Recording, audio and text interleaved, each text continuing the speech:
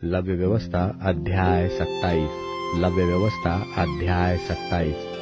फिर यहोवा ने मूसा से कहा, इस्राएलियों से यह कह कि जब कोई विशेष संकल्प माने तो संकल्प किए हुए प्राणी तेरे ठहराने के अनुसार यहोवा के होंगे। इसलिए यदि वह 20 वर्ष व उससे अधिक और 60 वर्ष से कम अवस्था का पुरुष हो तो उसके लिए पवित्र स्थान के शेकेल के अनुसार 50 शेकेल का रुपया ठहरे, और यदि वह स्त्री हो तो 30 शेकेल ठहरे। फिर यदि उसकी अवस्था 5 वर्ष व उससे अधिक और 20 वर्ष से कम की हो तो लड़के के लिए तो 20 शेकेल और लड़की के लिए 10 शेकेल ठहरे। और यदि उसकी अवस्था 1 महीने व उससे अधिक और 5 वर्ष से कम की हो तो लड़के के लिए तो 5 शेकेल और लड़की के लिए 3 शेकेल ठहरे। फिर यदि उसकी अवस्था 8 वर्ष की व उससे अधिक है तो वह पुरुष हो तो उसके लिए 15 शेकेल और स्त्री हो तो 10 शेकेल ठहरे। परंतु यदि कोई इतना कंगाल हो कि याजक का ठहराया हुआ दाम न दे सके तो वह याजक के सामने खड़ा किया जाए और याजक उसकी पूंजी ठहराए, अर्थात जितना संकल्प करने वाले से हो सके याजक उसी के अनुसार ठहराए। फिर जिन पशुओं में से लोग यहोवा को चढ़ावा चढ़ाते हैं, यदि ऐसों में से कोई संकल्प दिया जाए तो जो पशु कोई यहोवा को दे वह पवित्र ठहरेगा। वह उसे किसी प्रकार से न बदले, न तो वह बुरे की संति अच्छा और न अच्छे की संति बुरा दे। और यदि वह उस पशु की संति दूसरा पशु दे तो वह और उसका बदला दोनों पवित्र ठहरेंगे।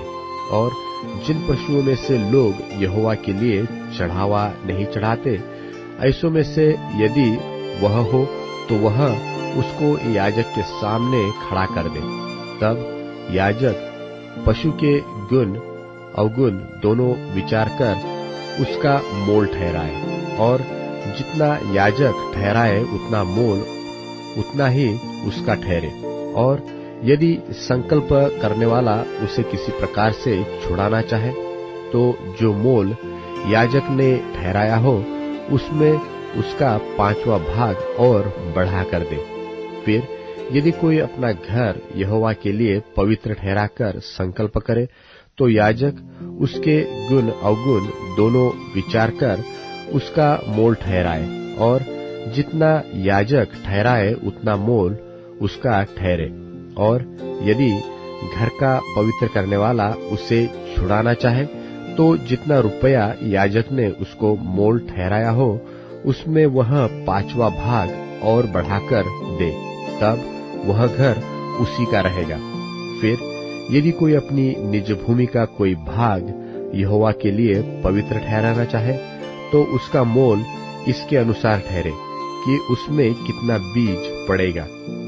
जितना भूमि में होमेर भर जौ पड़े उतनी का मोल 50 शेकेल ठहरे। यदि वह अपना खेत जुबिली के वर्ष ही में पवित्र ठहराए तो उसका दाम तेरे ठहराने के अनुसार ठहरे।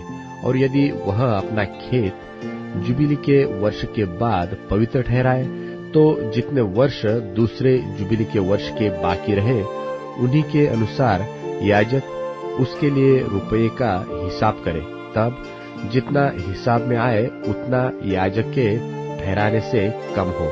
और यदि खेत का पवित्र ठहराने वाला उसे छुड़ाना चाहे तो जो दाम याजक ने ठहराया हो उसमें वह 5वां भाग और बढ़ा कर दे, तब खेत उसी का रहेगा। और यदि वह खेत को छुड़ाना न चाहे व उसने उसको दूसरे के हाथ बेचा हो तो खेत आगे को कभी न छुड़ाया जाए, परंतु जब वह खेत जुबली के वर्ष में छूटे तब पूरी रीति से अर्पण किए हुए खेत की नाई यहोवा के लिए पवित्र ठहरे, अर्थात वह याजक ही की निज भूमि हो जाए।